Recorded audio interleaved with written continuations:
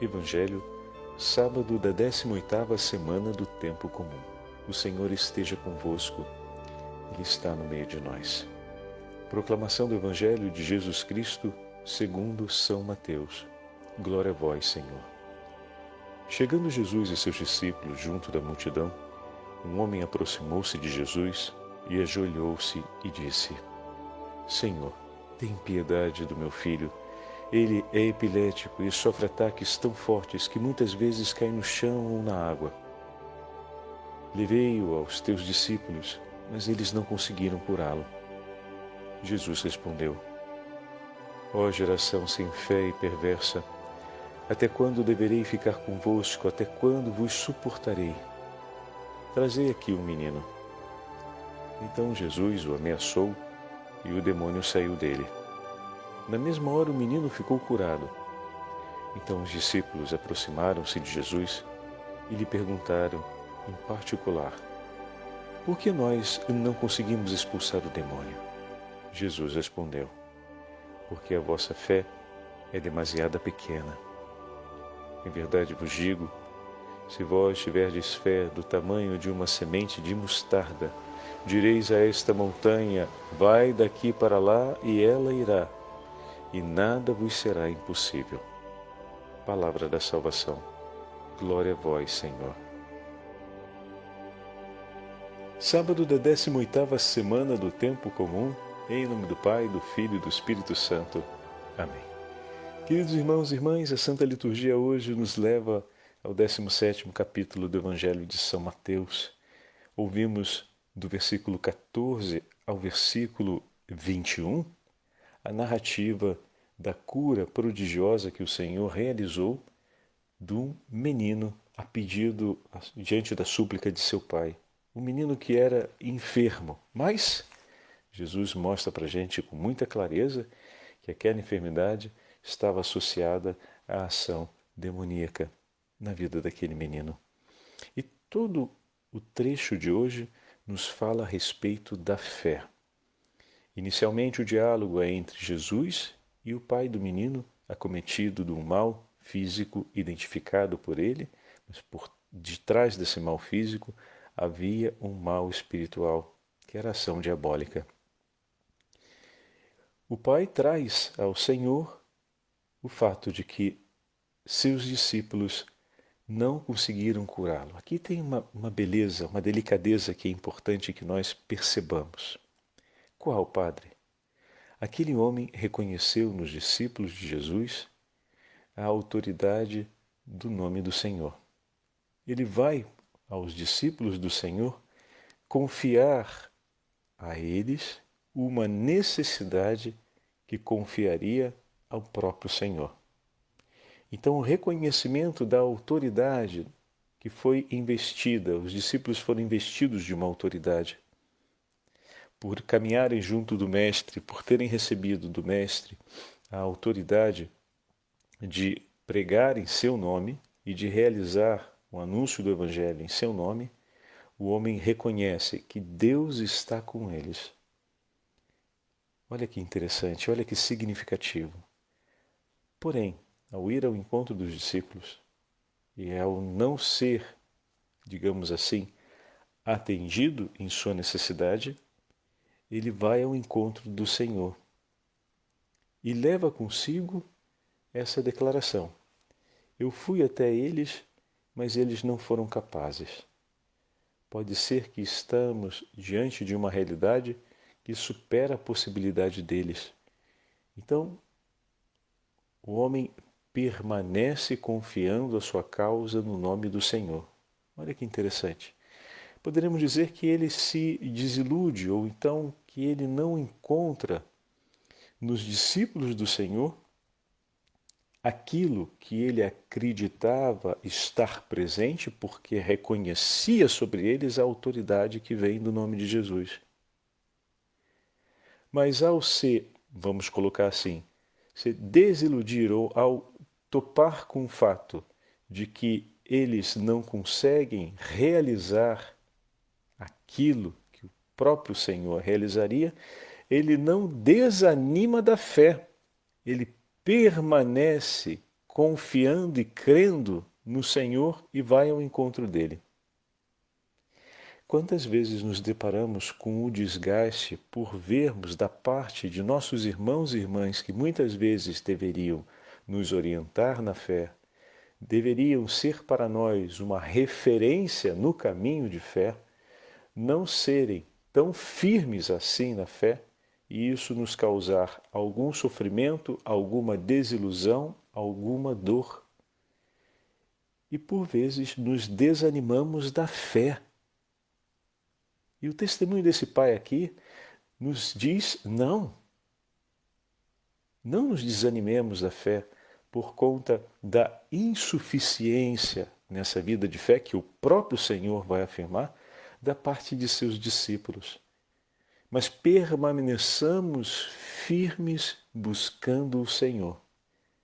Esse é um testemunho que vale tanto para a gente na nossa vida concreta. Diante dessas passagens de desilusão, ou diante desses momentos em que topamos com a insuficiência de fé no coração de nossos irmãos que deveriam estar à nossa frente, conosco, confirmando o nosso caminho de fé, que essa frustração ou que esse sofrimento não leve você nem a mim a desistirmos da fé, a desistirmos de buscar o Senhor, a desistirmos de levar até Ele as causas que estão em nosso coração, apresentar a Cristo as nossas necessidades e suplicar e confiar a Ele o socorro da qual precisamos.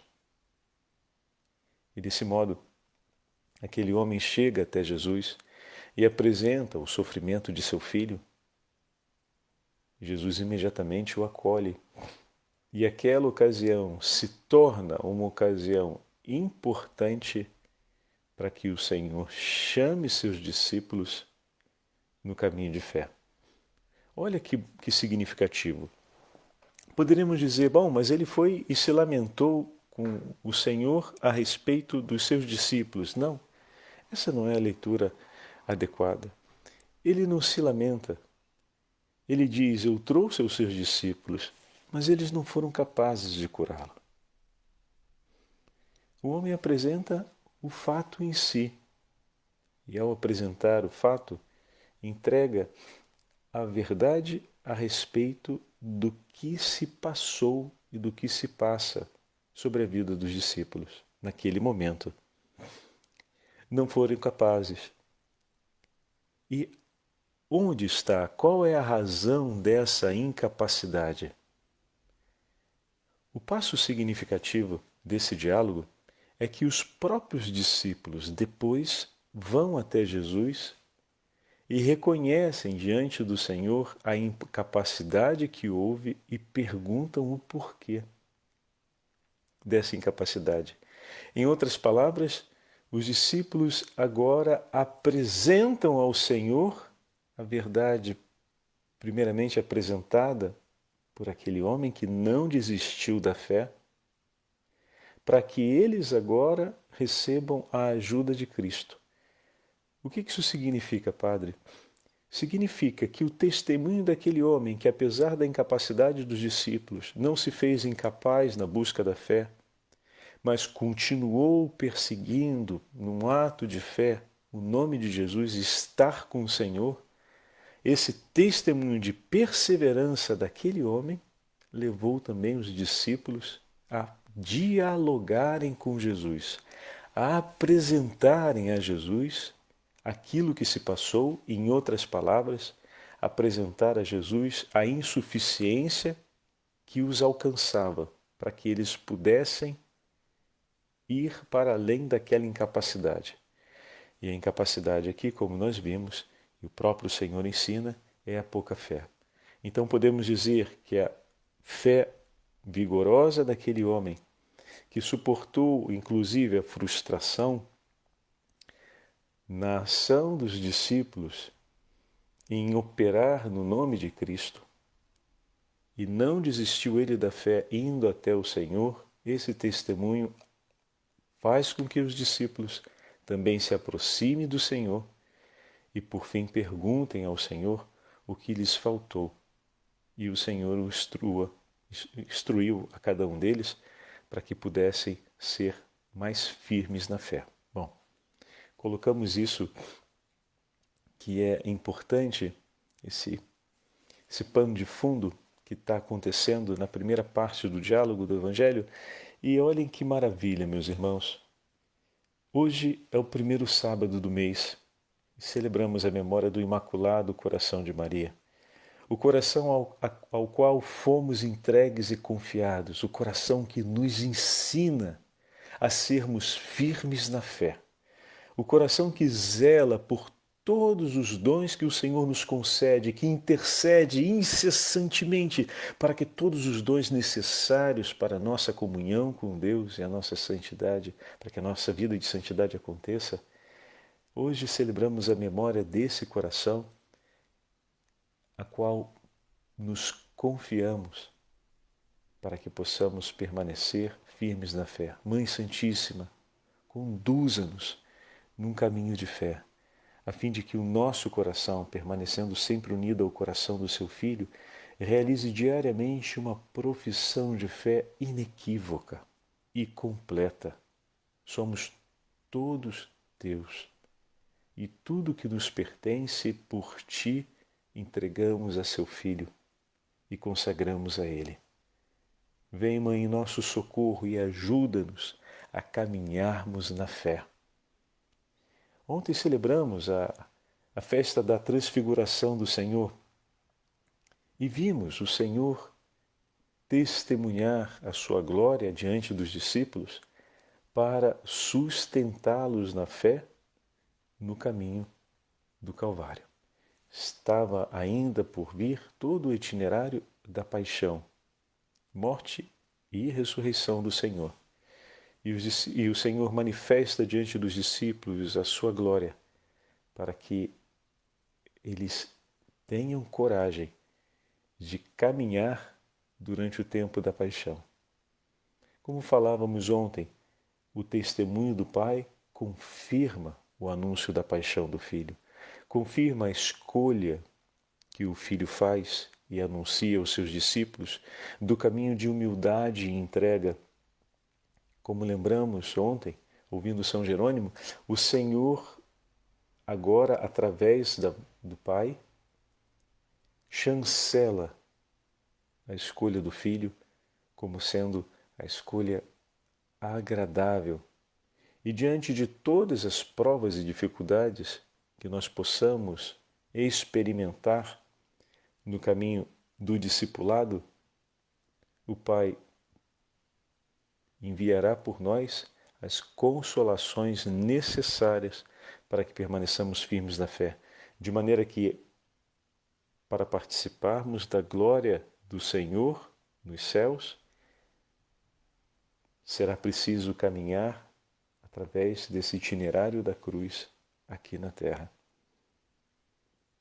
E o Senhor vem em nosso socorro, de maneira que nós possamos, escolhendo tal itinerário que é proposto por Deus e não por um outro, possamos, enfim, percorrendo, conquistar as alegrias da eternidade.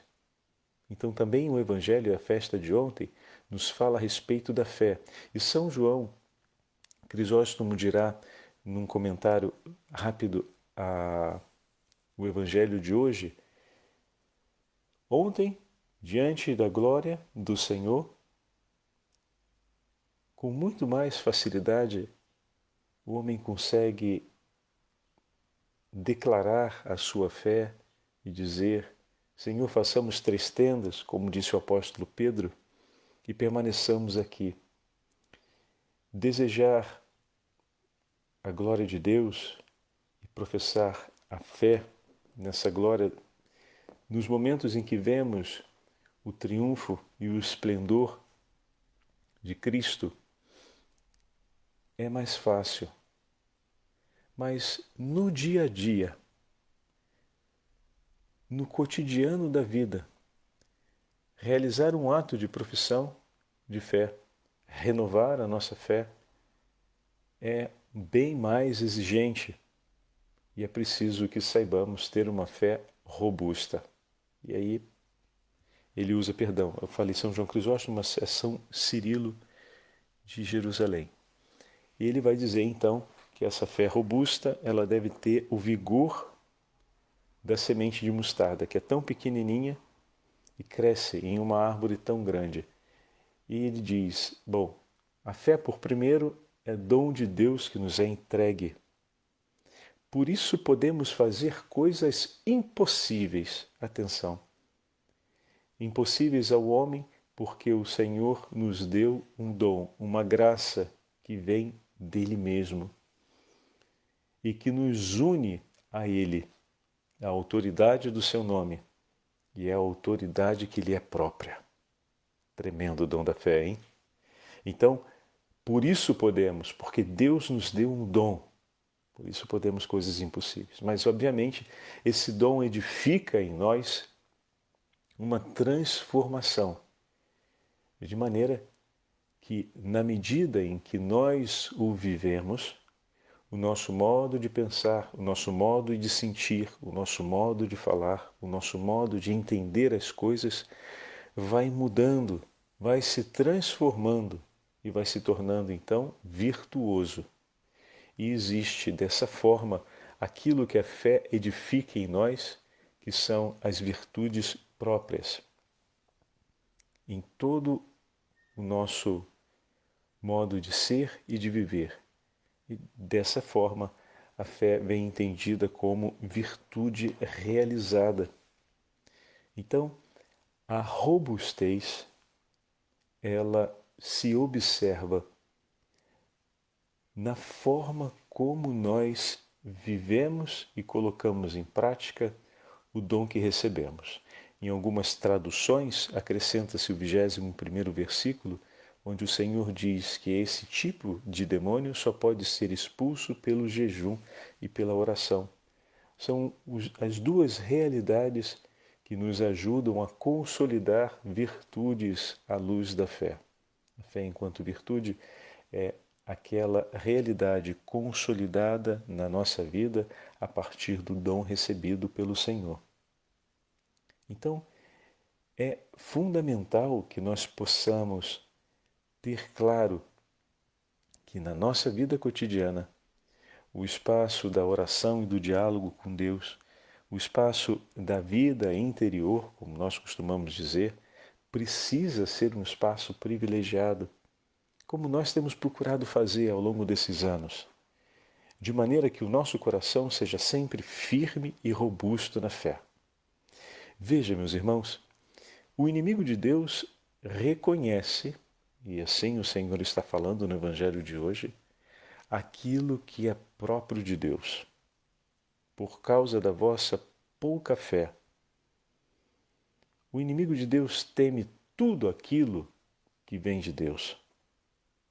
E a nossa força, na hora de combatê-lo, não está em nós enquanto princípio de tudo, mas naquilo que Deus nos concede. O Senhor nos concede o dom da fé, a qual Ele teme tanto. E uma das suas primeiras estratégias é levar-nos a ignorar o esplendor do tesouro que recebemos. Depois, na medida em que vivemos a partir desse dom recebido e vamos configurando um estado de vida virtuoso, o nosso modo de pensar se ilumina, os nossos sentidos e o cuidado com os nossos sentidos do corpo se orientam e se iluminam, a nossa forma de olhar para o significado da nossa vida e de abraçar o significado de nossa vida e de todas as coisas começa a se transformar por conta da fé, ali se torna muito mais difícil que ele nos disperse, que ele nos desoriente de Deus, e dessa forma ele começa a temer também o quanto podemos realizar no nome do Senhor. Mas não ainda por nossas forças, mas porque, unidos assim a Cristo, somos no mundo missionários, anunciadores da verdade, anunciadores do nome de Deus. Então ele começa a temer tudo aquilo que, como discípulos fiéis, podemos realizar no nome do Senhor. E por fim, se estamos unidos a Cristo e Cristo em nós, Ele passa também a nos temer. Mas não por nós, mas pelo que nos tornamos no nome do Senhor. Estão entendendo? É aí que está toda a base do combate da batalha espiritual contra as forças diabólicas. Termos a clara consciência disso. Reconhecermos a dignidade do dom que recebemos e consolidarmos o itinerário de vida a partir desse dom. Na medida em que o Senhor nos ilumina através da fé, todo o nosso corpo se torna iluminado, né? A própria imagem do Evangelho. E desse modo, tudo em nós se torna de Cristo. E nós nos tornamos de Cristo. E Cristo é tudo em nós. E dessa forma o inimigo teme. Nos teme. Nos teme por aquilo que Deus faz e edifica na nossa vida. Então eis aqui um chamado muito importante. Queremos combater o bom combate da fé? Abracemos o dom que o Senhor nos entregou e coloquemos todos os exercícios cotidianos para vivermos à luz desse dom.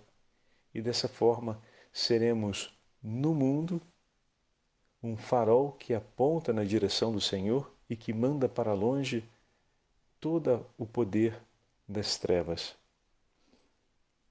O inimigo teme terrivelmente a Virgem Santíssima, nossa Mãe, porque nela jamais houve a mancha do pecado e ela foi sempre toda e unicamente do seu Senhor.